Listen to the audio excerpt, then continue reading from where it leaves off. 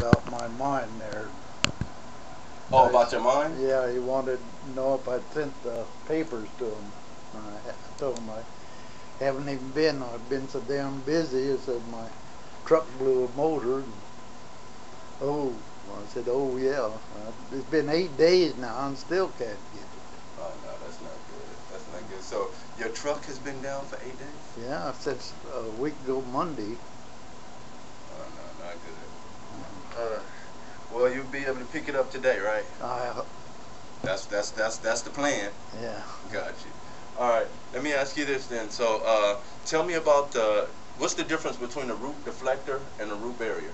A root barrier directs the roots vertical. They hit the side and they go down. A root deflector goes from a device similar to a lampshade, hits the side, goes at an angle down and out. Instead of vertical, it's angled, and they direct the roots down deep and out instead of down deep and vertical, horizontal out. Okay. So which one would be the better purchase, or is? Well, at the time of planting, the root deflector is the best because it trains them while they're young.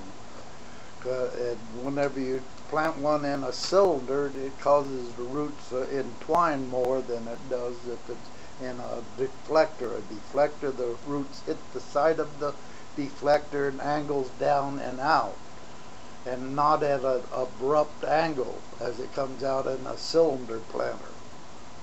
So they come out in a deflector angling down and out, which anchors the tree better in the soil than one if it comes out from a vertical angle to a horizontal root coming out from underneath to what angled from a deflector.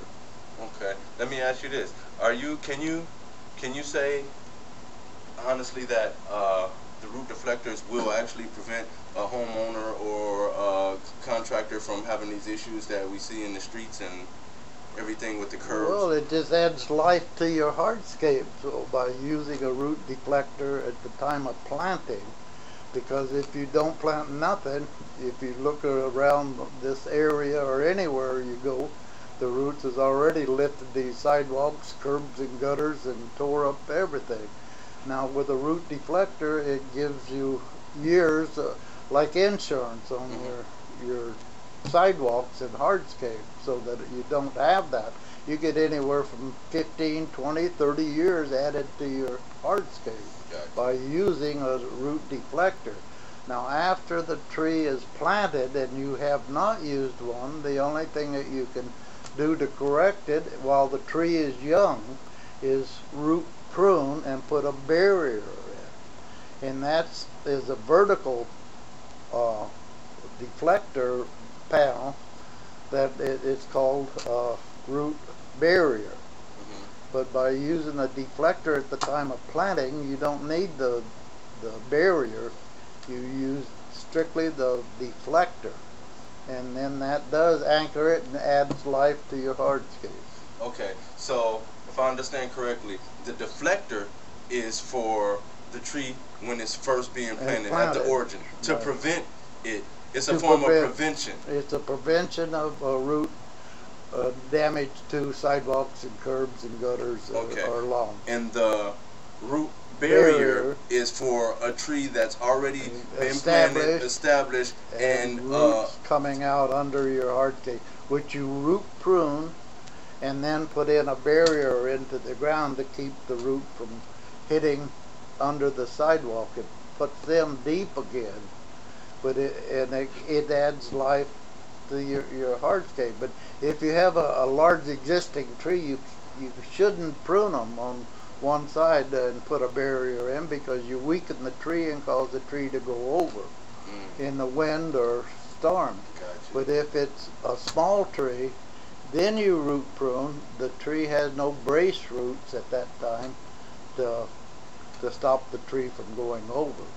So you just change the angle of the root so it goes deep and under instead of over.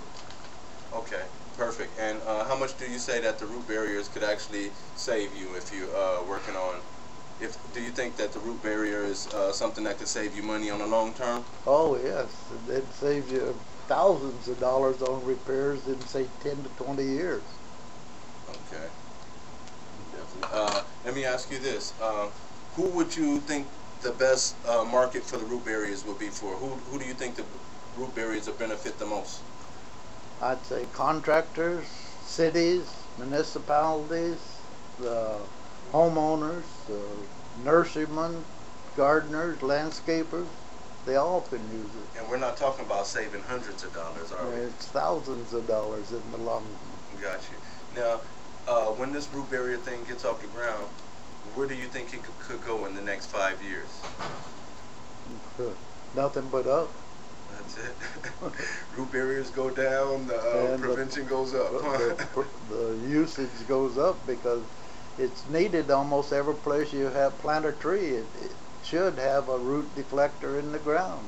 Yeah, I remember once back in the days when I first met you, I remember seeing you or my dad had a piece of document that says, if you dig life, plant trees. Yeah. I remember there was a keychain right there that said, if you dig life, plant trees. Well, your dad made the first barrier by gluing ribs onto a piece of plastic. Oh, wow. Okay. He was one of the first ones of doing it. Okay. I had no clue of that. Okay. You didn't? No, I didn't. Yeah, but he did. He put the first ones, and then the deep root had barriers, and they had a planter. When they planted it in there, as the tree grew, the roots put pressure against the side and pushed it out of the ground. Wow. It had no way of give to it. Got you. Got you. And ours. So then you had to just come around and cut the if you could, the bucket off of the tree if it didn't get. It was like a square. Oh man. And it was a deflector. Uh-huh. But it was so solid, it was like one of those garbage cans. What was it made out of? Wood as well? Plastic. I mean, plastic as well? Polypropylene, but it had no give to it. Okay. And as the roots got larger in the dirt, they just got larger and they pushed against the side. And as they grew, they lifted that unit out of the ground. Okay. Let me ask you, tell me that slogan that you got again. Trees are like children. You got to train them when they're young, because they get older, you can't do nothing with them. Love it. I love it. That's it. That's it. All right. Well, with that being said, if you look at the cost by using a root barrier or a deflector, it's like taking insurance out on your hardscape. But if you take nothing, you've got no way of controlling that root. That root's going to lift it and break it. It's like a slow hydraulic jack under the cement. It's going to keep a lifting until all you have to do is drive the streets of Los Angeles and you'll see the damage that is done. And it costs everybody money then. Not only the homeowner themselves, but everybody that lives in the city, it costs them for repairs of what could have been prevented years ago.